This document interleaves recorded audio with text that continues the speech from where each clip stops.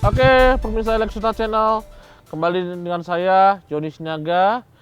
Kali ini saya berbincang-bincang dengan teman-teman semuanya. Kami kedatangan kamu luar biasa, seorang profesor guru besar dari beberapa kampus yang luar biasa, mengajar hukum perusahaan, hukum investasi, hukum pasar modal, filsafat hukum, restorasi, dan beliau juga seorang mediator, seorang saksi ahli, serta seorang avokat yang luar biasa yang sudah sangat pengalaman.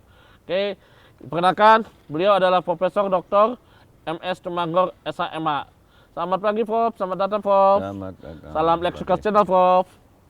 Pemirsa, kali ini pagi ini saya ingin membicarakan soal masalah efek dari pandemi COVID-19 ini terhadap aspek hukum bisnis investasi di Indonesia, serta aspek hukum ketenagakerjaan, serta dampaknya terhadap kebangkrutan suatu perusahaan. Oke, Prof. Selamat pagi. Seperti yang kita ketahui, Prof, saat ini kita hampir memasuki masa akhir PSBB yang kedua, ya, Prof, ya.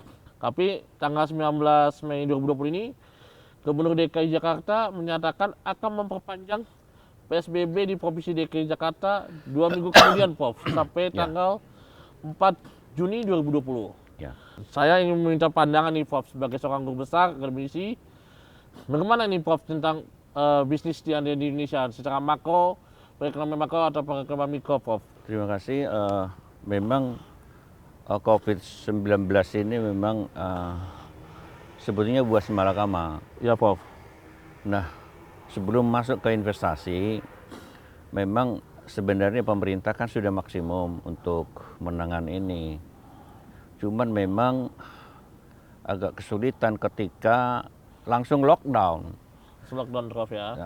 Tapi lockdown ini kan membutuhkan cost yang sangat tinggi, gitu ya. Jadi memang ini agak dilonggarkan, jadi bukan dibebaskan, dilonggarkan sehingga perekonomian bisa jalan, bisnis juga bisa jalan, karena memang pengusaha-pengusaha ini kan butuh juga sampai collab nanti itu, karena setiap negara manapun pengusaha itu harus dikembangkan. Itulah yang menjadi pertama harapan negara bisa masuk pajak. Ya. Di sisi lain memang pemerintah juga harus melihat buruh, pekerja. Kalau pekerja ini nanti tidak bekerja, banyak pengangguran, kriminal terjadi. Nah, jadi gimana kira-kira jalan keluar? Karena memang kalau kita lihat sejarah virus di Spanyol, ya, Bapak. Jadi di Spanyol itu sebetulnya yang paling banyak meninggal itu pada tahap kedua, ya. Jadi tahap kedua itu ya sama seperti kita sekarang, sudah mau masuk ke tahap kedua ini. Jadi masyarakat mungkin sudah lengah, sudah capek, sudah pasrah gitu ya. Nah, itu yang sebetulnya betul-betul semua masyarakat, pengusaha, buruh, terus juga pemerintah harus ikut campur di sini semua. Jadi kita harus menangani secara gotong royong. Nah, terkait dengan pengusaha, karena pemerintah juga sangat butuh investasi. Kalau kita lihat pertumbuhan ekonomi itu kan harus masuk investasi. Betul. Kalau tidak masuk investasi, mungkin pertumbuhan ekonomi tidak akan jalan. Nah, itu yang jadi memang dilema ini, sehingga memang harapan kita sebenarnya utama dulu ini, kalau menurut pendapat saya memang urusan COVID ini harus kita selesaikan dulu. Ya. Kalau itu tidak, investasi pun tidak mau masuk. Tapi kalau bertahan semua bahkan lockdown, itu mungkin ratusan triliun. Ya, Wow. Ratusan triliun harus habis dana, karena lockdown itu kan orang nggak bisa kemana-mana, harus disediakan makanan, minimal nasi bungkus 3 kali sehari untuk masyarakat. Satu keluarga mungkin 5 kali sekian tiap hari. 1 bulan 31 hari, kali sekian. Nah, ini yang jadi problem sebetulnya. Nah, atas dasar itu mungkin ini dilonggarkan, tapi juga jangan buruh itu di PHK, jangan juga tidak dibayar. Karena ini nanti akan menimbulkan problem di pemerintah juga, bisa kriminal terjadi, bisa pembunuhan, bisa segala macam. Nah, jadi gimana kalau menurut saya sebenarnya investor-investor yang sudah bertahun-tahun di Indonesia sudah memperoleh keuntungan lama, investor itu harus rela sebetulnya menyediakan dan membantu pemerintah atas keuntungan yang lalu-lalu. Jadi mungkin pemerintah akan mengecek sebetulnya pengusaha-pengusaha yang ada di Indonesia ini yang sudah bertahun-tahun dan setiap tahun dapat untung, rela untuk menyisihkan itu. Mereka kan sudah cukup lama ini. Masuknya investor zaman dulu itu dari tahun 67. Ya. Pertama Freeport itu masuk tahun 67 dan yang lain-lain. Kalau kita hitung-hitung sebenarnya dari 67 sampai sekarang, mungkin investor itu sudah memperoleh keuntungan besar. Sangat besar, Prof. Nah, ini kan musibah lah katakan ini ya.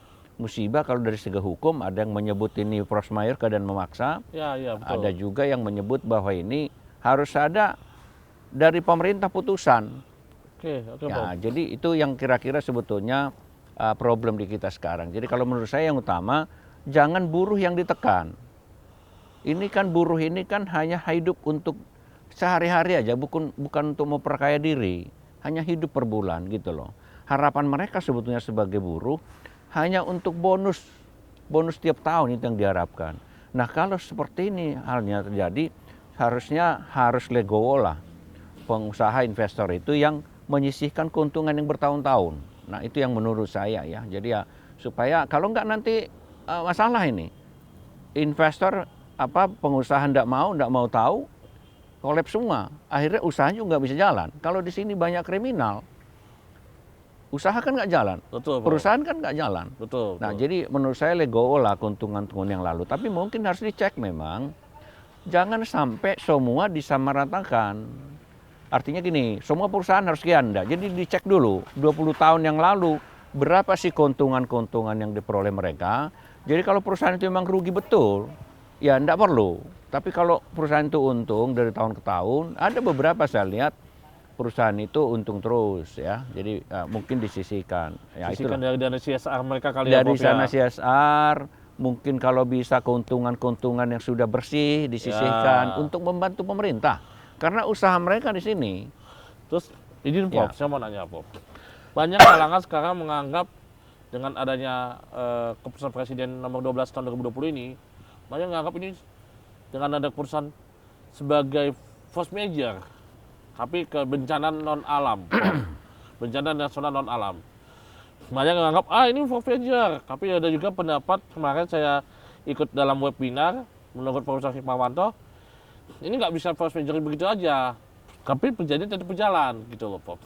Kalau pandangan Profesor terkait dalam Kepres 12 tahun 2020 ini bagaimana, Prof? Terhadap hukum bisnis. Banyak pengusaha menganggap ini force majeure gitu loh, Prof. Kalau pandangan Profesor sendiri gimana? Jadi memang banyak memang pendapat seperti itu. Ada yang menyebut bahwa ini sudah dianggap force majeure. Tuh. Ada juga menganggap supaya ada putusan dari pemerintah. Betul, kayak Bang Hotman Paris Ya, menganggap disebut ada Kepres lah seperti kalau ini emang force majeure. Iya. Kalau menurut Profesor Mahfud, ini nggak bisa force majeure gitu, Prof. Iya, jadi kalau menurut saya sebenarnya kan begini, kalau itu diharapkan dari putusan dari pemerintah bahwa ya ada force majeure itu sepertinya nggak mungkin keluar. Nggak mungkin. Nggak mungkin karena kita ini kan Banyak yang menjadi dibatalkan ya, semua. ada trias politika kan, Ya, ada eksekutif, yudikatif, legislatif. ya, Prof. Kalau nanti pemerintah turun dalam hal yudikatif, berarti kan sudah ikut campur di situ. Oke. Jadi kalau urusan force majeure itu kan sebetulnya urusan pengadilan. Ya, Urusan pengadilan hanya saja kalau toh harapannya pengadilan bahwa dipastikan bahwa ini force majeure sebetulnya, tentu menurut saya nggak cukup dengan Kepres, Ya. nggak cukup dengan PP. menurut Profesor kemana? Undang-undang dituangkan dalam undang-undang gitu. Nah, bahwa Perpu nomor 1 ini kan udah jadi undang-undang nih, bagaimana ya, nih, Prof? jadi kalau menurut saya kalau itu sudah menjadi undang-undang dan dinyatakan secara jelas bahwa itu memang force majeure sebetulnya sudah bisa dipakai itu, tapi tentu pemakaiannya bukan pemakaian ujuk-ujuk buruh datang ke pengusaha. Ya. Itu harus diputuskan pengadilan juga. Ya. Bahwa- Atau diregularisasi lah ya. Iya. Regulasi ulang lah, buat inovasi ulang ya, Prof, ya. Iya, jadi nggak bisa, ini force majeure nanti tolong, nggak bisa. Jadi seharusnya kalau begitu ada kasus, ya tentu inilah dasarnya hakim nanti di pengadilan.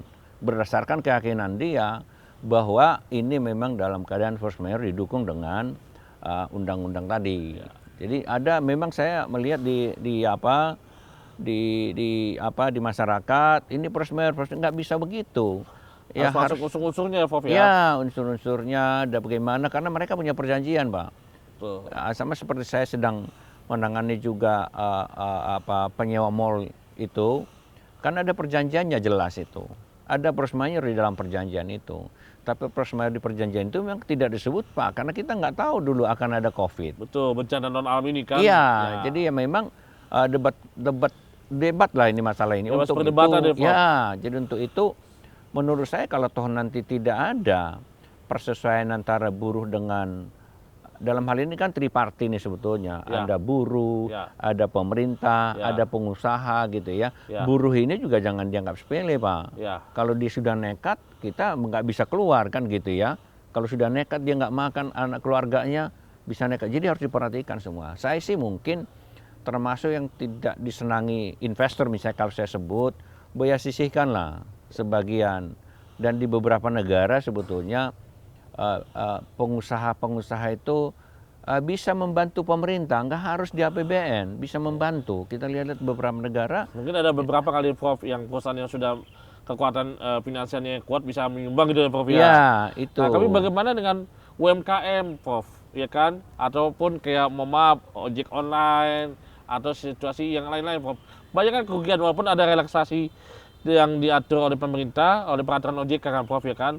Nah, tentang ada penundaan-penundaan, tapi itu nggak menjamin Ya. atas untuk perputaran perekonomian, Prof. Benar nggak, Prof ya? Ya, Gimana betul. menurut Profesor itu, Prof? Nah itu, Dengan yang cuma jadi 4 tadi. sebetulnya kalau di sini mungkin peranan pemerintah ya. Jadi ya, sudah tahun-tahun, kalau saya istilahkan kan ini semua kan anak-anaknya presiden kan ini. Ya, Pengusaha menengah, pengusaha yang rugi, buruh, Ya. nah itu kan semua. Jadi Ya. katakanlah buruh ini anaknya memang lagi susah. Tapi kan investor kan sudah menikmati bertahun-tahun. ya, Kita bisa lihat laporan keuangan. ya, Berapa sih dia tahun sekian kan kelihatan tuh Ya. untungan-untungan. ya, Inilah yang menurut saya dengan rela investor tadi mungkin disisihkan di samping CSR tadi. Belum ada satu lembaga dan mengenangani CSR ini. ya. Ini saya mereka pribadi-pribadi corporate person aja, Prof. Nah itu seharusnya kan itu juga perlu ada satu lembaga untuk menangani itu dan mengenakan sanksi bagi Kayak perusahaan-perusahaan. Basarnas gitu, Prof ya. Iya, Yang menghimpun keuangan-keuangan dari masyarakat ke, Prof. iya. Jadi nanti Profesor mengusulkan adanya suatu lembaga untuk CSR para swasta gitu, Prof. Ya, jadi Untuk mengelolanya. itu dikelola dengan baik dan menurut saya itu cukup besar ya. Oh ya. Artinya ada satu lembaga tidak hanya memungut, tidak hanya mengawasi, tapi mengenakan sanksi kepada perusahaan itu bagi yang tidak menyerahkan CSR. Ya. Gitu kan kira-kira ya. Nah kalau toh sekiranya masih kurang, mungkin diseleksi lagi pengusaha-pengusaha yang sudah bertahun-tahun sukses, yang sudah menikmati di negara ini, mungkin juga dengan legowo mungkin pemerintah dan juga investor untuk menyisihkan lagi. Nah ini bisa terbantu Pak. Ya. Gojek bisa terbantu, UKM bisa terbantu. UKM bagaimana bentuknya? UKM itu mungkin kan tidak akan dikasih begitu saja ya. Ya. Nggak asal dikasih, udah enggak. Tetap ada hitung-hitungannya, mungkin dengan bunga yang cukup rendah, Ya. atau tanpa bunga. Ya, Ya. tanpa bunga misalnya, dia bisa bantu itu supaya UKM ini juga bisa berkembang. Ya. Artinya UKM ini kan bisa dengan terbatas karyawannya untuk berlanjut. Karena UKM ini pun penting juga untuk kita kembangkan. Betul, Prof. Nah, gitu. Jadi ya menurut saya itu Pak. Jadi nggak ada jalan lain sebetulnya. Harusnya sih pemerintah memang. Ya, Tapi ya, kan ya. tahu sendiri bagaimana keadaan perekonomian negara yang memang tidak mungkin dia bisa menyisihkan cukup besar terhadap masyarakat yang tidak mampu. Udah maksimum lah menurut Oke. saya ya. Oke. Terus menurut Profesor nih, dari kerugian-kerugian yang dialami oleh para pengusaha atau investor nih, Prof, ada nggak menurut Profesor suatu metode atau langkah-langkah cara lah buat menghadapi COVID ini? Kerugian-kerugian, misalnya ada defisit lah menurun sampai hampir 70% menurunnya, Prof. Menurut Profesor gimana langkah-langkah mengatasi kerugian mereka nih selama udah hampir kalau bilang lockdown lah ya, tapi PSBB lah kalau kita bilang ini. Apalagi perpanjang lagi 2 minggu lagi nih, Prof. Gimana menurut Profesor? Tapi sebetulnya kita jangan sebut kerugian sebenarnya. Ya, Mengurangi penghasilan. mengurangi penghasilan. Oke, bahasanya Iya. bisa. Menurut Profesor Manggong, pengusaha nggak mengalami kerugian, cuman mengalami Pengurangan penghasilan menurun penghasilan. dia Oke. penghasilan. Tapi Jadi, drastis, Prof. ya drastis untuk 2 bulan ini. Iya, 70% Iya, pemasukan mereka, penghasilan mereka menurun drastis, Prof. iya itu. Jadi Sampai adanya nanti itu adanya pekerja-pekerja mereka banyak yang udah dirumahkan. ya, Terakhir saya dapat update itu seminggu yang lalu udah 2, sekian, Prof. Ya. Dari segi sektor formal maupun informal. ya, ya. PHK udah banyak, Prof. Bagaimana ini langkah-langkahnya nih, Prof? Mengatasi supaya perusahaan nggak bangkrut, nggak likuidasi, ya kan? Terus pekerja aman juga, gimana nih, Prof? Ya memang kalau di dalam bisnis itu kan sebetulnya untuk sementara ini pengusaha-pengusaha. Kalau saya tadi kan bagi 3 nih pengusaha. Ya. Pengusaha yang sukses bertahun-tahun, Selama tahun, nah, itulah yang menjadi subsidi nanti subsidi. diharapkan. Tapi Oke, itu tetap subsidi silang ya, ya dipakai itu. Tapi ada juga ini yang break even pada tahun. break-even. Tidak terlalu banyak untung. Ada lagi memang merugi. Terus UKM itu rangkap itu. Nah, bagaimana mengatasi ini? Jadi menurut saya mungkin teman-teman yang break even ini kan mungkin sekitar 30% katakan gitu. Mungkin dia bisa melakukan pinjaman lunak. Pinjaman lunak kalau kita pinjam mungkin kalau di bank kita sekarang memang cukup tinggi. Tapi ada memang dana-dana dari luar yang memang bunganya cukup rendah. Mungkin usahanya dijaminkan atau prospeknya dijaminkan dalam jangka. Karena ini kan sebetulnya kan COVID-19 ini nggak seumur hidup ini, Pak. Nggak seumur hidup. Jadi kita ke depan ini yang kita hitung. Tapi pemerintah juga harus mencatat memang teman-teman investor pengusaha yang memang membantu, ya, yang membantu COVID ini. Karena ini kan mereka juga punya kepentingan, Pak. Kalau ini kolab, ya usahanya juga nggak jalan. Tapi bagaimana? Ini Prof, Profesor tadi bilang perusahaan yang tadi kategori pertama yang sudah matang lah ya, Prof ya, sudah banyak keuntungan Ya. untuk bisa membantu silang yang kurang matang apa yang sudah matang ya, Prof ya, misalnya keuangannya. Bagaimana caranya mereka ini melakukan bantuan ini kepada mereka? Apa dibentuk suatu bank khusus atau bagaimana? Bagaimana cara langkah konkretnya, Prof? Bagi yang UMKM, misalnya saya UMKM nih, Prof. Bagaimana bisa dibantu, Prof, oleh yang pengusaha kelas atas lah? Tentu gini, itu kan nggak bisa langsung pengusaha dengan pengusaha. Nggak Betul. mungkin. Terus gimana, Prof? Itu harus dijembatani oleh Pemerintah pemerintah. Menjembatani aja, ini loh, lo anak gue loh, udah sukses lo kaya raya lo, gitu kan. Kira-kira kayak itu udah kaya raya, bagilah teman-teman. Saya ini punya kepentingan. Bagi, tapi mungkin untuk UKM segala macam itu bukan gratis, Pak. Ya. Karena kalau gratis itu memang biasanya tidak termotivasi dia. Jadi tetap sepertinya ada hitung-hitungan. Ya. Tapi barangkali apa nih kalau untuk tahun ini kelihatannya UKM itu enggak usah pakai bunga lah. Oke. Jadi dibagi berapa yuk butuh? Oh saya sekian, 2 juta, 3 juta. Tanpa bunga dihitung, gitu loh. Ya, dalam realisasi bunganya, Prof ya, di bank ya, Prof ya, Jadi pinjamannya. itu, jadi siapa lembaganya?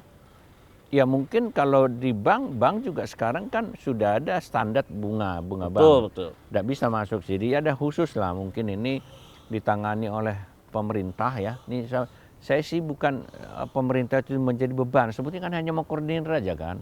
Ini loh ada sekian usaha, sukses kira-kira gitu Pak ya. Oke, pembicaraan yang menarik ya, kawan-kawan Nexuta Channel.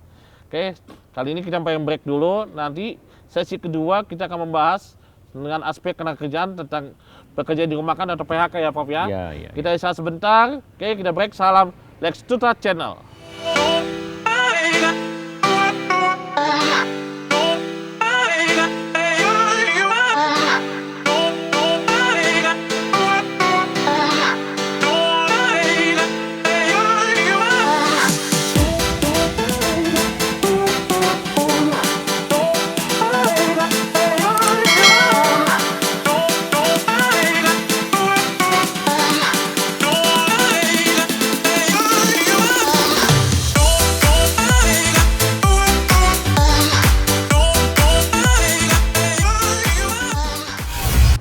Oke, pemirsa, kembali lagi ke kita di Salam Lexuta Channel. Oke, Prof, kembali lagi kita mau bahas tentang aspek tenaga kerja nih, Prof. Sebelumnya kita mau dengar dulu adanya pertanyaan dari pemirsa netizen.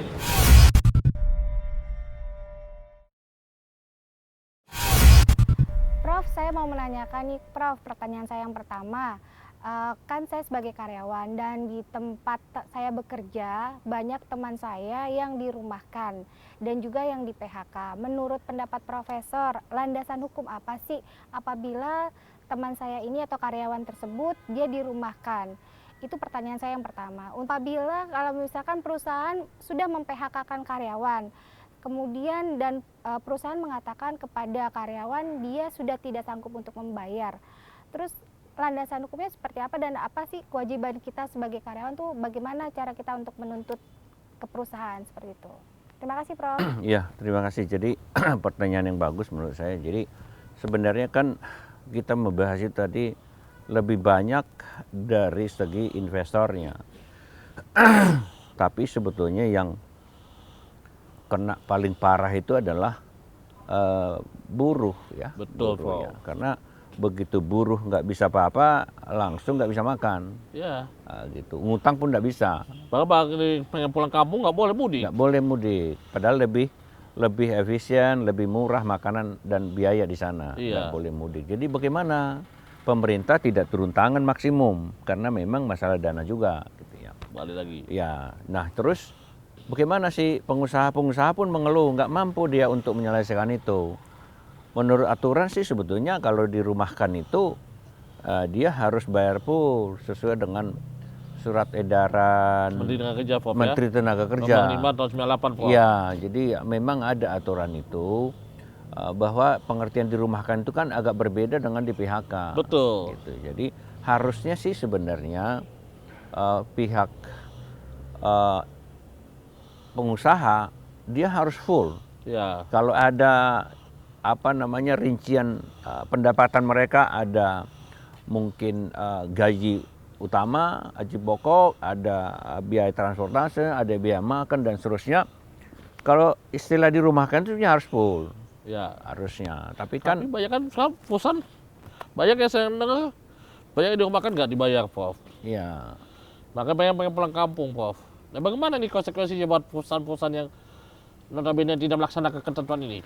Apakah surat edaran Menteri Tenaga Kerja ini tidak berkekuatan hukum atau diindahkan saja oleh perusahaan? Gimana buat buruh-buruh kita nih? iya, jadi memang ini kan sudah bicara masalah hukum sebetulnya. Betul, Prof. Masalah hukum ini memang di dalam hukum itu kan ada mungkin ya dari segi pengusaha-pengusaha yang tidak mau membayar, dia berdalih mungkin bagaimana sih kan tentu mereka juga punya lawyer juga kan sebetulnya itu, ya, apalagi perusahaan-perusahaan punya lawyer. Nah, surat edaran itu kan tidak aturan, Pak. Ya, Itu kan hanya menghimbau. ya nggak ada kekuatan mengikat begitu Iya, ya, nggak Prof, ada ya. mengikat. Nah, jadi Terus bagaimana nih, Prof? nah justru Mereka harus itu. ngadu kemana nih? Ya, Teman-teman itu. pekerja buruh ini. Jadi mungkin memang kalau menurut saya sih, ya memang karena kita harus selesaikan. Jadi gini, ketika antara pihak tidak ada kesepakatan, maka kita masuk ke jalur hukum melalui pengadilan. Kan kita cari keadilan di Ya. sana. Kan itu kan sebetulnya Ya. konsepnya. Cuman memang menjadi masalah juga. Mahal, Prof. Mahal karena buruh itu kan boro-boro bayar lawyer. Iya, Makan aja nggak ada. iya, Prof. Nah, terus bagaimana gitu lah, makanya sebetulnya pemerintah khususnya DKI yang saya tahu ya, ada lembaga bantuan hukum. LBH Jakarta ya, Prof. Ah, Salah satu contoh ya, Prof. Ya. betul. Bukan promosi ya, guys. Iya, jadi memang harusnya bisa ke sana karena di sana khusus diterbitkan, dibangun, didirikan oleh gubernur yang terdahulu. Itu khusus untuk menangani kasus-kasus yang memang nggak mampu. Kalau secara teori sebetulnya kan saya juga lawyer gitu ya. Secara teori sebetulnya orang yang dibantu didukung oleh hukum itu adalah orang-orang yang nggak mampu. Betul. Ya kan, teorinya kan seperti itu. Seharusnya para advokat juga kan harus ada himbauan, harus pro bono tuh Prof, ya kan, Iya. 56 jam tuh Prof. Kami Betul. banyak kan setiap lawyer kalau udah dibilang apa gratis, kayak ada aja alasan gitu ya Prof Iya, ya. gitu. Jadi menurut Profesor, untuk teman-teman kami para pekerja buruh yang dirumahkan, ya mungkin bisa carilah LBH atau Pusat Bantuan Hukum dari Pradi, yang mana aja ya Prof Iya, ya, yang bisa memberikan bantuan hukum gratis gitu ya Prof ya. betul. Tapi katanya Profesor sendiri bilang ini kan surat edaran ini nggak terlalu mengikat buat perusahaan, bisa diikuti bisa enggak. Mayoritas sih enggak Prof. Bagaimana mengikuti? Seperti tadi pembahasan sebelum sesinya nih Prof. Profesor bilang kan penurunan penghasilan. Penghasilan. Sampai 70-80%. Yes. Bagaimana mau bayar gaji Prof? Iya, iya, iya. Bayar invoice buat misalnya para UMKM atau para toko-toko di mall-mall pada tutup. Iya, Penghasilan pasti kurang Prof. iya, iya, iya. Ya, gimana menurut Profesor? Jadi kalau kita urut misalnya katakanlah pengusaha-pengusaha yang sewa mall ya. Ya, sewa tempat di mall ya. Sewa tempat di mall misalnya yang memang penyewa itu relatif mungkin sampai 90% Pak, tidak ada penghasilan. Betul. Oke. Saya pernah waktu itu sempat membeli laptop di sebuah mall di daerah Casablanca. Saya nggak boleh masuk, Ya, hanya boleh duduk di bawah. betul. Mereka yang ke bawah. Nah kita sekarang mau ngeliat barang apa melihat Prof. Ya, Jadi mereka pasti penurunan tingkat ekonomi pasti drastis. ya, memang. Nah memang. mau nggak mau ya karyawan tokonya ya dirumahkan. Ya. Nah bahkan nggak digaji. Bagaimana mau maaf? Para pekerja pasti kebanyakan ngekos Prof. Ada dari luar Jawa lah, Mm-mm. ya kan? Ada dari Bogor, ada dari Jawa mana? Ya, Pasti datang ke Jakarta ngekos. Biaya kos berapa Prof? Biaya makan berapa? Nah bagaimana nih Prof? Keadilan buat para buruh nih Prof. iya, iya, iya. Jadi memang itu yang saya sebutkan tadi. Sebetulnya dari awal pembahasan kita kan ini kan pasti bersinggungan dengan pengusaha-pengusaha yang kelas 1 tadi. Ya tadi. Ya, kan Surut bersing- sesak tadi. ya kan? Jadi Oke. hampir semua mall-mall besar itu pasti yang punya itu adalah investor besar. Investor besar Pak yang punya. Boleh Bapak cek mall-mall yang lain itu. Apa maksudnya bisa jadi sewanya diturunin, bisa jadi ya Prof ya. Ya kan, jadi ya per bulan per meter sekian penurunan. Tapi kalau mau diturunin juga, mall juga tutup Prof. Iya, jadi itu yang saya sebutkan Bangkrut tadi. mallnya malah kalau diturunin. Makanya harus dilihat Pak. Ini mall siapa yang punya? Ya, Kan banyak usahanya Pak. ya, Banyak usahanya ini. Oke, ini yang agak kurang lah. ya. Boleh dong dia subsidi karena dia sudah Subsidi, menikmati ya. Pak. Dia sudah menikmati Pak. Udah itu bertahun-tahun dan banyak perusahaannya. Kalau Bapak lihat, saya sih punya data untuk itu sebetulnya. Yang perusahaan ini punya Ada ya anaknya Prof punya. ya? Ada. Boleh di-share Prof ya? Iya, enggak boleh. Itu kan itu etika Terus dan gimana hak-haknya yang pekerja yang tadi yang dirumahkan Prof? Terus selain ngadu ke mana tadi ke Pusat Bantuan Hukum LBH, Ya. kemana lagi Prof? Hak-haknya harus kemana? Karena banyak kan teman-teman nih ya yang kerja di restoran, kerja di mana. Saya mau ngadu kemana? Tapi kalau saya ngadu, nanti saya malah dipecat. Banyak kan teman saya gitu Prof. iya. Ya, Ada adik saya tuh. Memang. Bang, abang lawyer gimana? Kalau sama saya ya, saya terima kamu bisa enak, bisa gratis. Cuman gak enak juga kan. Iya, iya. Antara batinnya, kita nggak usah munafik ya Prof Iya, kan? iya. Bagaimana ini Prof, hak-hak mereka yang terbengkalai lah Prof? Iya, itu maksud saya kalau kita runtun dari tadi itu kan sebetulnya seharusnya setiap orang berusaha itu harus punya CSR-nya, Pak. Termasuk lawyer. Oh, Iya, termasuk lawyer itu sebetulnya. Teman-teman advokat Indonesia, advokat muda, please luangkanlah waktu Anda untuk memberikan sedikit CSR Anda, ya. Yang biasa Anda dapat satu kasus gugatan di sekitar 100 juta, sumbangkan gratis ya. Yes, Bantu iya. teman-teman bekerja lah. Iya, itu. Jadi Sama seperti saya, Prof, waktu saya di Kopi Joni, di Bang Hotman Paris. Oke, sambil promo juga abang saya Bang Hotman di Salam Kopi Joni. Ya Prof. Ini Bang Hotman tuh Prof, saya 2 tahun magang di situ Prof. ya, iya. Saya di Kopi Joni di Kelapa Gading. Mhm. Itu gratis Prof. Hmm. Nah sebenarnya yang gratis itu saya sampaikan di sini. Gratis itu hanya komunikasi, ada konsultasi doang Prof, sama diviralkan. Ya, Tapi bagi kita yang advokat menjalankan pakai biaya. ya, Tapi bagi saya, murni ini sambil bukannya promosi, saya gratis Prof. ya, Saya satu hari Sabtu aja bisa 12 kasus. ya, ya. 2 hari Sabtu Minggu 20 kasus Prof. Oke, jadi teman-teman, para advokat, kalau boleh saya sedikit kasih masukan teman-teman, advokat muda, advokat yang senior, Boleh ya Prof ya? Ya. Sumbangkan sedikit waktu, tenaga buat bantu teman-teman pekerja ya Ya. Prof ya? Iya.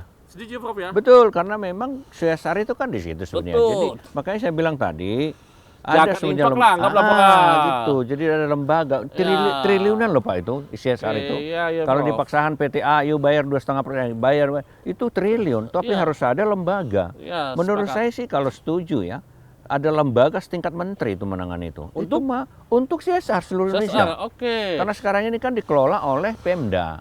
Ya, ya, ya. Ya kan, Pemda apa gitu. Artinya menurut saya ada lembaga untuk itu. Karena CSR itu kan untuk lingkungan. Katakanlah seperti tempat kita ini ada perusahaan ini, terus ada CSR-nya. CSR itu di sini aja Pak, di lingkungan, ada bangun kan itu sebetulnya. Ya, ya, ya. Nah jadi memang ada juga salah satu ada kekeliruan di dalam memanfaatkan CSR. Ya, Prof. Nah, gitu loh. Jadi maksud saya di samping tadi ada lembaga bantuan hukum memang didirikan oleh pemerintah untuk gratis dan dibiayai Pak oleh Pemda. Di samping itu juga harusnya lawyer-lawyer itu juga harus menyisihkan waktu Pak untuk jadi CSR-nya gitu loh. Jadi jangan, ya maaf lah, jangan CSR itu hanya untuk artis saja Pak. Ya.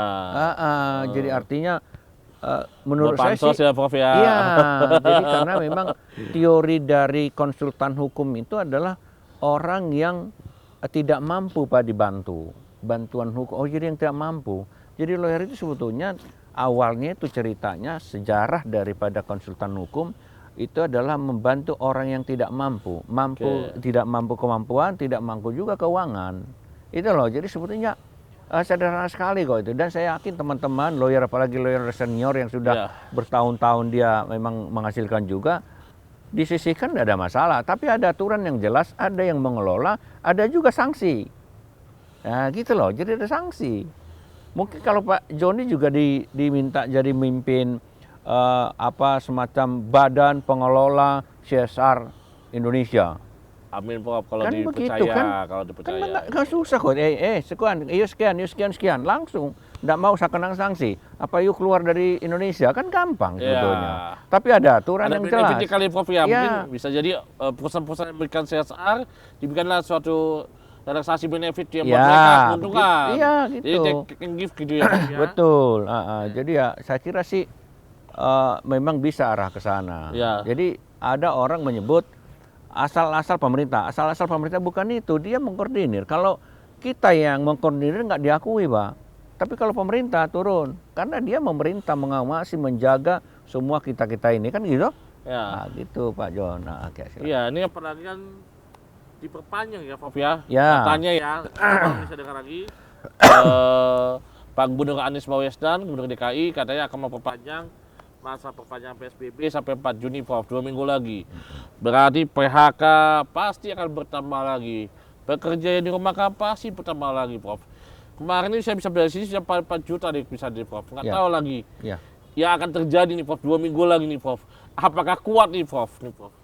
Ada nggak jalan keluar bagaimana mengatasi, menghindari buat pengusaha, buat menghindari PHK atau merumahkan karyawan? Ada nggak trik-trik atau apa mungkin Prof? Kalau solusi? saya kebetulan kan lama dulu Apa main di pasar modal gimana? Pasar saham gimana Prof? Kalau pasar modal sih mungkin namanya judulnya aja pasar modal. Berarti orang ada pasar mengenai modal di situ Pak, uang. Jadi UKM nggak masuk ke situ sebetulnya. Jadi sebetulnya kan kembali lagi yang saya bilang tadi, harus dikelola dengan baik. Tapi perusahaan-perusahaan ada keringanan bunga lah. Bunga ya? Bunga, tapi ini kalau toh pemerintah tidak bisa mengkoordinir atau tidak mau mengkoordinir dari teman-teman yang itu, yang pengusaha besar, kita nggak mau, bukan nggak bayar Pak, tapi berikan kami keringanan pajak, berikan kami keringanan bunga. Bila perlu, menurut saya sih selama COVID ini, UKM ke bawah, menengah ke bawah itu nggak usah punya bunga. Ada undang-undang tentang itu sebetulnya. Ada ya Prof ya? Harusnya begitu maksud saya. Oh, pemerintah mengeluarkan kebijakan, bukan undang-undang khusus COVID ini ya Prof ya? Iya, jadi bunga itu nggak ada Pak, nol dia. Jadi kalau nggak hanya POJK doang ya Prof ya? Nggak cukup POJK ya Prof? Cukup menurut saya Menurut POJK. Profesor, wajib pemerintah mengeluarkan kebijakan undang-undang untuk mengatasi ini ya Prof ya? Iya, langsung terbitkan aja undang-undang, jelas itu. Kalau undang-undang kan udah tertinggi lah. Tapi kalau bangsanya OJK lah, POJK, terus surat edaran, itu kan masih bisa dibantah itu Kemudian perdebatan. Prof kan nggak expert di OJK kan 39 tahun Prof. Bagaimana itu Prof? Ini lanjut ini, POJK ini Prof, relaksasinya. Iya, jadi itu bagus sebenarnya. Cuman kan apakah dipatuhi atau tidak kan itu. Karena memang menurut saya khusus yang ini kan nasional Pak. Ya. COVID ini kan nasional. Ya, Nggak Prof. bisa hanya sekedar POJK. Ya, Itu harus dengan undang-undang. Ya. Minta tolonglah teman-teman yang di Senayan sana mempercepat undang-undang itu. Ya, Dibahas, dituangkan. Jadi kalau saya sih menurut saya ya Prof. memang ini bisa menjadi force majeure Ya, sebetulnya. force majeure, Tapi Prof. harus dituangkan dalam undang-undang. Jangan hanya cerita-cerita di dalam ngomong sana ngomong sini, enggak. Jadi tuangkan dalam undang-undang supaya jelas ada kekuatan. Jadi nanti prosesnya LBH ya, misalkan Ya. teman-teman buruh bergabung berapa puluh orang, bergabung LBH ini, terus mungkin Bapak juga sebagai lawyer mungkin ada 10 orang di sana dan lain dan Ya. sebagainya. Itu sebetulnya menurut saya selesai dari segi itu ya. Tapi khusus untuk teman-teman pengusaha yang memang betul-betul Ya. terpuruk, Ya, menurut saya itu memang keringanan pajak tadi dan keringanan mungkin 0 bunga. Selama COVID ini sebenarnya dan nampaknya. Jadi gini Pak hitungannya. Kalau COVID ini 6 bulan, Ya. berarti kan bunga itu 0 sampai setahun. ya, Jadi kalau COVID ini setahun, berarti bunga 2 tahun gitu kira-kira, Ya. di nol kan. ya, Sehingga orang bisa berusaha Pak yang UKM tadi. Ya. Sehingga bisa bertumbuh ekonomi, bisa juga buruh bisa bekerja gitu ya. Jadi menurut saya itu yang paling ideal sebetulnya. Ya. Oke.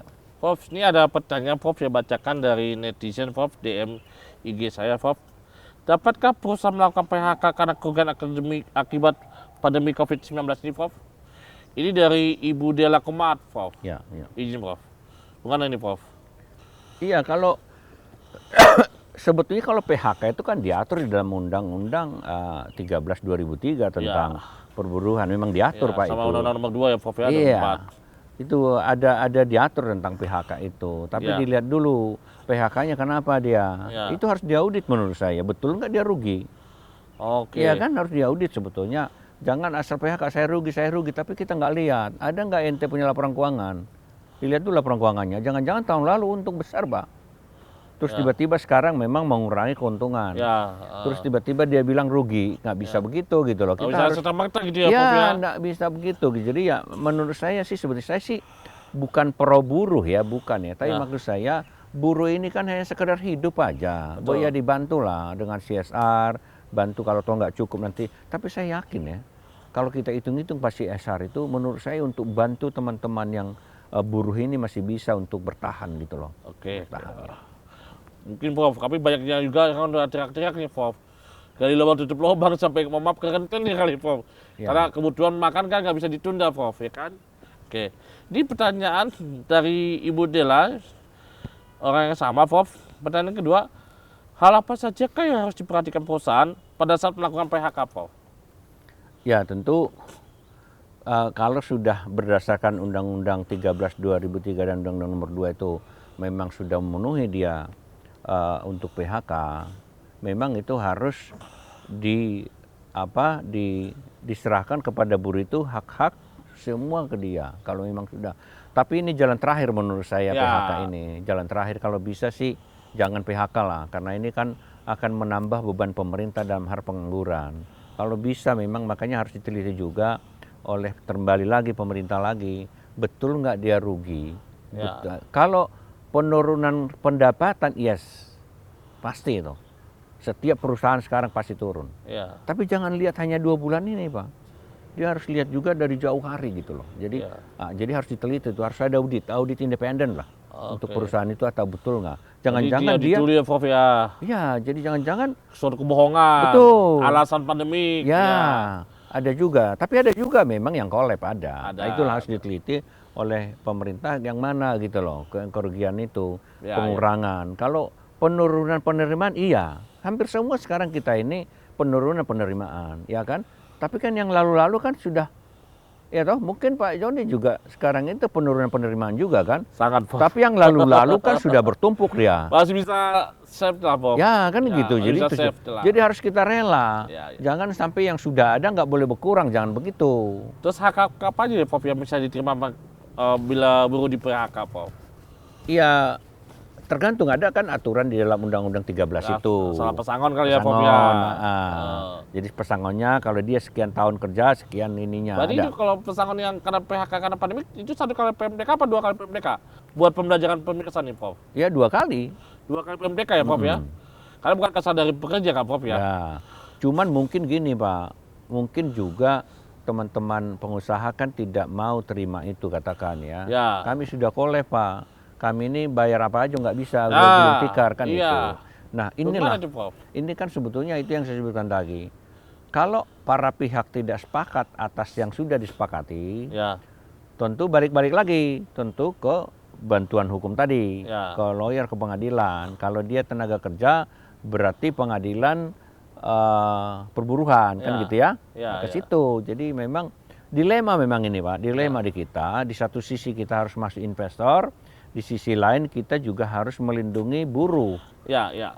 Gitu, itu udah urusan lain. Tapi maksud saya, teman-teman pengusaha, kalau Bapak catat sekarang pengusaha-pengusaha yang sukses dari tahun 67 sampai sekarang kan banyak juga Pak. Boya sisihkan itu loh, itu maksud saya.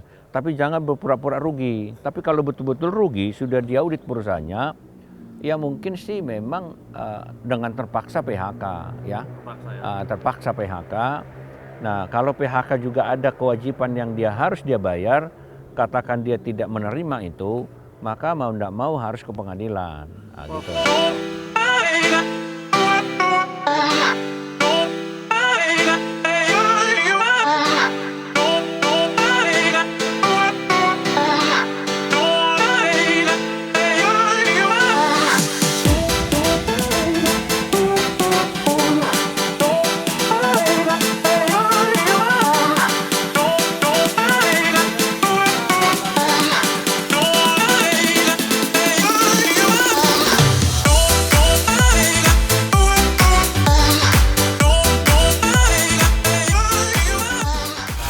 Oke, kembali lagi pemirsa Salam Lex Sutra Channel. Oke, Prof. Tadi di sesi sebelumnya kita udah bahas masalah investasi, penurunan sampai 70-80%. Kita udah bahas masalah pekerjaan, PHK, pekerja dirumahkan. Nah, ini pada ini kembali nih, Prof. Buntut-buntutnya intinya adalah bagaimana menghindari kebangkrutan nih, Prof. Para pengusaha investor-investor ini. Nah, ini karena pasti kena, tadi Profesor bilang ini sudah banyak yang turun nih, Prof. Terus Profesor bilang bikinlah CSR yang udah Iya, terima kasih. yang Jadi pengusaha-pengusaha ini sesi terakhir buat CSR-kan. saya Tapi gitu bagaimana ya. yang- Jadi yang memang pada adil akhirnya kedua nanti ketiga kan ini, Prof? Ada nggak, Prof? Mungkin perusahaan Profesor ini ada kan suatu pandangan tentang ada yang bangkrut hal-hal pilot. kebangkrutan ini, Prof? Ya, ada yang bangkrut, ada yang pilot. Nah, itulah yang terjadi waktu 98. Ya, ya. Ya.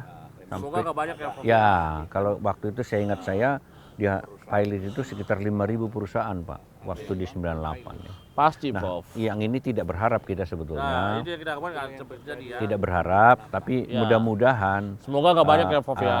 pemerintah bisa begini. Kalau di negara lain seperti Amerika yang saya tahu, pemerintah itu sangat menghindari pilot.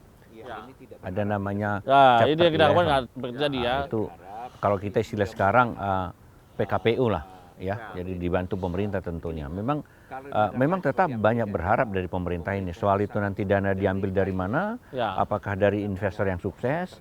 Yang pasti kan dihindarilah pengulangan kembali. Jadi kalau bisa sebetulnya seperti negara-negara maju, pilot itu dihindari karena banyak masalah kalau dipilotkan, termasuk tenaga kerja, termasuk juga pajak yang nggak bisa bayar dan seterusnya. Jadi kalau saya sih melihat memang bagaimana cara untuk menghindari atau meminimais pilot ini. Menurut saya memang tentu berharap juga nanti kalau mudah-mudahan ini tidak panjang.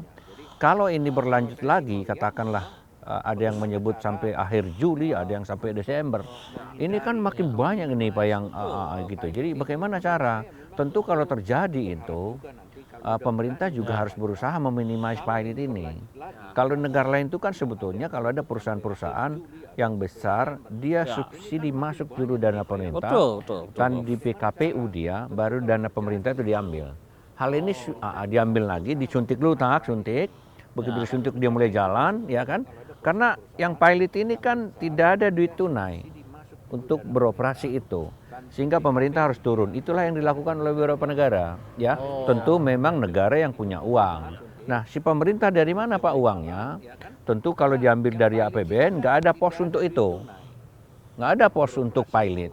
Nah, sehingga bisa diambilkan tetap dari pengusaha juga gitu loh. Ya. Apakah modelnya mungkin Ya. kalau ada orang menyebut, kalau saya cenderung negara mungkin kalau toh tidak ada Pak, dia mungkin cenderung meminjam uang dengan Ya. bunga yang sangat rendah. Banyak sekarang Pak bunga-bunga rendah, ya. Seperti di Amerika yang saya tahu sekarang kalau di negara itu di Amerika itu pengusaha-pengusaha itu 0% Pak bunganya. Apa itu berlaku sekarang di Amerika? Pak? Ya, baru kemarin untuk ini saya telepon ke Amerika, ada teman saya di sana. Bagaimana kondisi di sana?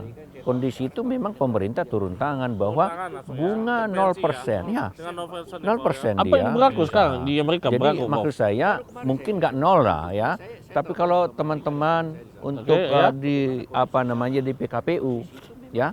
Perusahaannya itu Turun tangan langsung ya, disuntik intervensi dulu ya. sementara baru Dengan ditarik novel kan gitu Paul, ya. kan sekarang itu kan ditarik sehingga meminimais pilot itu loh maksud salah satunya ya. Tentu berharap memang COVID-19 ini tidak terlalu lama. Ya. Tapi saya yakin betul kalau ini sampai berlanjut Pak Desember itu memang akan banyak perusahaan-perusahaan yang memang sangat dimungkinkan untuk pilot. Nah, untuk itu jalan keluar memang sebenarnya kita kerjasama ini semua pihak termasuk masyarakat. Itu tadi anjuran-anjuran pemerintah itu kan jaga jarak, setiap jalan pakai masker, segala macam itu untuk memutus ini Pak. Hanya itu yang cara sebetulnya sehingga tidak menambah urusan pilot. Nah, itu loh. Saya kira itu dari. Prof, ini ada pertanyaan masuk ke DMG saya, Prof, dari seorang mahasiswi, Ya, Prof, mahasiswi pasca sarjana, Prof. Ya. Kemudian di tempat Prof ngajar juga nih, sama kayak saya nih, Prof. Ya. Ibu Sarianti Siaan, Prof. Oke. Prof, ini ada pertanyaan masuk ke DMIG saya, Prof, Ya. dari seorang Ya. mahasiswi, Prof, mahasiswi pasca sarjana, Prof. Ya. Kemudian di tempat Prof ngajar juga nih, sama kayak saya nih, Prof. Ibu Sarianti Siaan, Prof. Dia S2 di MIH UKI, Ya. ngambil hukum pidana, spesialisnya, Prof. Ada dua pertanyaan ya, Prof, ya, izin, Prof. Satu, apakah efek pandemi COVID-19 terhadap kebangkrutan suatu perusahaan dapat menimbulkan terjadinya suatu kejahatan pidana korporasi, Prof? Ada dua ya. Bagaimana seharusnya upaya pemerintah dalam menanggulangi terjadinya lulus, ya. kejahatan sebagai akibat dari Masih adanya belajar ya. pandemi COVID-19 Tapi mata kuliah saya yang dia nggak dapat kan udah selesai. berdampak pada kebangkrutan suatu perusahaan? Oh, jadi nggak ketemu ya? Izin, Nggak Prof. ketemu. Pertanyaan Oh, dari Ibu jadi- Sarianti, Iya, dari iya. Oke, mahasiswa terima kasih. Jadi pasca sarjana yang pertanyaan MIH pertama Prof. kan mungkin ini kan Masih belajar, Prof? harus Masih. kita tahu dulu namanya tindak pidana korporasi. Karena ini pidana, Kan Prof. kita harus tahu dulu tindak pidana Lebih ke korporasi. pidana. Kalau Prof kan lebih ke bisnis ya. Iya, kalau tidak yang diduga orang kan setiap kegiatan yang dilakukan oleh si perusahaan mengakibatkan mungkin bisa berbahaya. Pidana ke lah, ada orang, nggak kejahatan, Prof? itu Pidana. disebut tindak pidana Pusat. korporasi. Padahal masih beda itu Pak. Kalau tindak pidana korporasi itu memang dilakukan oleh perusahaan, ya biasanya di apa? Di lingkungan paling banyak. Katakan seperti Ya. rumah sakit. Seperti rumah sakit ini kan ada limbah mengakibatkan lingkungan itu bisa jadi sakit, meninggal. Nah itulah disebut tindak pidana korporasi. Tapi kalau tindak pidana korporasi itu bukan direksinya yang dikenakan sanksi, tapi perusahaannya Pak. Perusahaan yang dikenakan. Ya. Tapi kalau misalkan Ya. yang dimaksud bahwa dengan adanya COVID-19 ini mengakibatkan muncul tindak pidana, itu bisa terjadi. Bisa terjadi di perusahaan. Ya, oke, Prof. Ya. Nah kalau tindak pidana yang dilakukan kan bisa saja nanti si perusahaan ini satu, dia menyebut bahwa dia Bisa ya, sudah Prof, ya, pilot, pidana ya. sudah Seperti nyatakan apa, pilot, Prof? sudah Tindak pidana bangkrut, yang dalam tidak lagi seperti duit. ini. Tapi ternyata ada. Itu pidana itu Pak. Pidana itu bukan pidana korporasi. Pidananya saja disembunyikan. Ya, Dia lagi pilot. pilot. Dia membalikan diri. di Prof, ya. Padahal itu kan merugikan orang lain termasuk buruh. Mungkin juga pajak jadi berkurang. Masih ada. Jadi itu pidana, Pak. Jadi bukan pidananya, bukan Jadi pidana dananya korporasi, saja disembunyikan, tapi dibilang pidana dia si lagi secara person pilot. karena di dalam Dia membalikan diri di Prof, ya. karena dalam undang-undang PT kan disebut Betul. Ya. perusahaan itu diwakili baik Betul, ke dalam betul. maupun keluar itu kan direksi. Ya. Jadi kelakuan direksi itu harus kena sanksi pidana. Oke, masing-masing pribadi. ya, Person ya, kepada person direksi. ya. Ya, direksi pidana ya kalau memang terbukti ya. Kalau terbukti nanti ternyata rugi kami. Ya. Terus mungkin laporan keuangan juga Ya. dibuat sedemikian rupa. Maaf, ada buku 1, buku 2, buku Ya, 3, gitu. Diduga begitu ya, Prof, Diduga ya. begitu. Oke, masing-masing sehingga pribadi ternyata daripada enggak, Pak. direksinya ya. Nah, itu sebenarnya menjadi pidana itu. Bahasa bicara pajak Kalau bisa terbukti. jadi Ya, Prof, ya. ya kan semua nih Ya. dibilang rugi, dibilang pilot, tapi itu kan terkait dengan PHK Oh, maaf, ada buku karyawan. 1, buku 2, buku 3 Termasuk lah ya. juga pajak. Diduga begitu ya, Prof, Pajak ya. kalau you nggak bayar pajak itu pidana, Pak. Ya, beda pajak. Ya, gitu ya. Oke.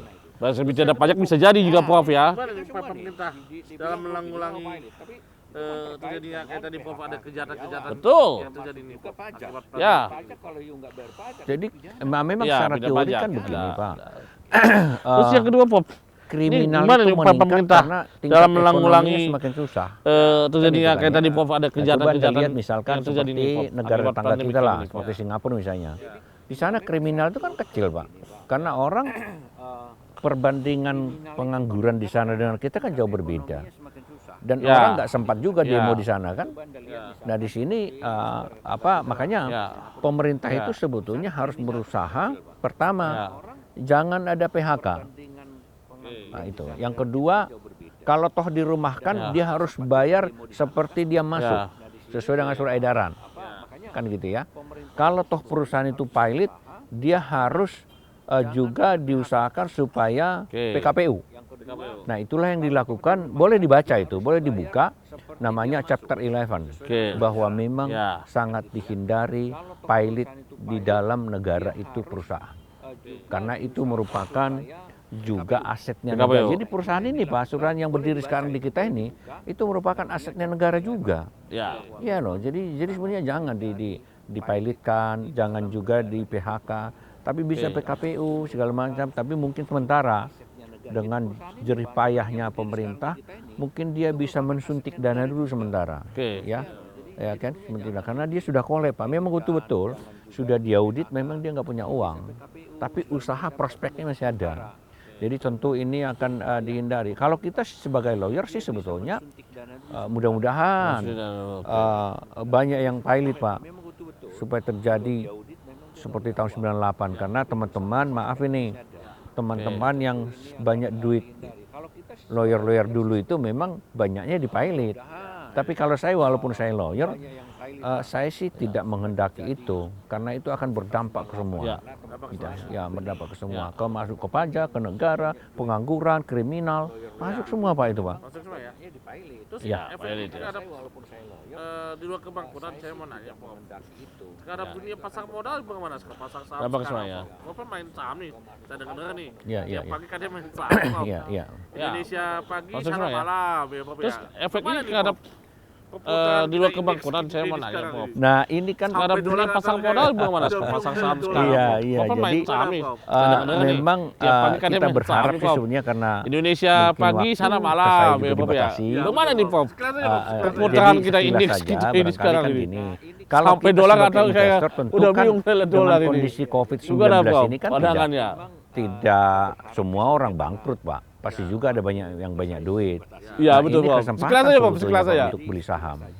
Kesempatan Prof. Yes, Berarti kita bisa kesempatan kita beli coba saham. ya, saham-saham mana yang harus Ya, kita beli, saya Prof, akan ada Eh, istilahnya. guys, kalau beli saham kasih tahu saya. Ya. Biasa lagi. Iya, jadi Profesor, ya. ada namanya saham itu yang blue chip Pak. Nanti Oke, kita blue bahas chip. bahas Kesempatan, lebih Prof. lanjut nanti tentang blue Berarti chip. kita bisa Boleh Catatan silakan. dulu Prof ya. Saham kita bahas. Saham-saham mana yang harus kita beli Jadi ya tidak Prof ya. semata-mata kalau Oke dia rontok guys, langsung kalau beli nggak saham boleh kasih tahu dibeli. saya. Biasa Justru lagi kita lihat Profesor ya. Ya, jadi kita lihat semua. Jadi Oke blue chip. sebetulnya kesempatan ini. Ke pembahasan berikutnya Ada boleh ya Prof ya. ya, Tentang saham ada ya Prof ya. beberapa perusahaan yang Oke. blue chip saya bisa rekomendasikan sekarang ini dan saya lakukan itu. Saya lakukan sekarang. Oke. Dan sudah mulai naik. Dan Makanya investasi saya ya Prof ya. Makanya saya lirik-lirik waktu wawancara saya lirik-lirik Pak saham saya Pak. Oh gitu ya. Tetap Kesempatan value masih rate sudah berpeluang naik ya? belum? Oh gitu ya. Jadi dapat dari sini, dapat dari saham kan gitu kan? Gitu ya. Luar biasa. Oke, saya kira Wow. Ini karena kedekatan waktu nih Prof. Berarti bisa bocoran ya Prof ya? Saya lirik-lirik waktu wawancara Dari saya Ketua lirik-lirik Umum pas saham saya, Pak. Asosiasi Iya. Iya. Oh, gitu ya. Tetap value rate sudah naik belum? Oh gitu ya. Dapat dari sini, dapat dari saham kan gitu. Ah, kan? luar biasa. Prof, ini karena kedekatan waktu nih Prof. Nanti kita ada kedatangan tamu juga Prof. Dari Ketua Umum Asosiasi Kurator dan Pengusaha Indonesia, Bapak Dr. Jimmy Simanjuntak, Prof. Nah, gimana menurut Prof kalau Iya, bisa kita pertama simpulkan kan lah kesimpulan Prof sebenarnya ya jujur efek, aja kita berharap pandemi sesungguhnya COVID-19 langsung terhadap lockdown. investasi, Singkat itu. perekonomian Indonesia, Mungkin nggak sampai akhir Juli kali Pak. Tapi costnya tinggi banget.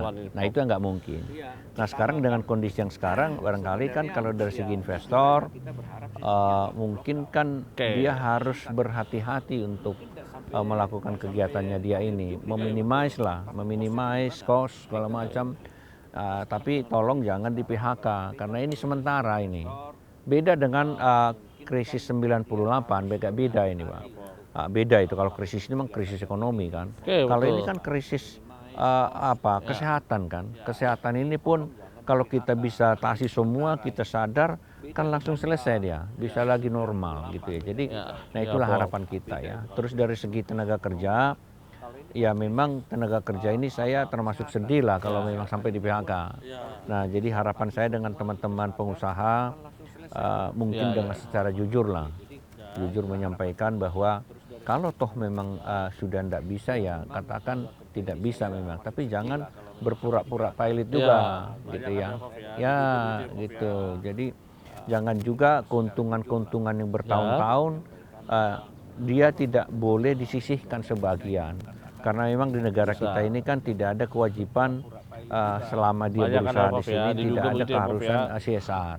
Ya kan, ya CSR-nya tahun-tahun lalu lah sekarang dimanfaatkan, gitu ya saya kira ya.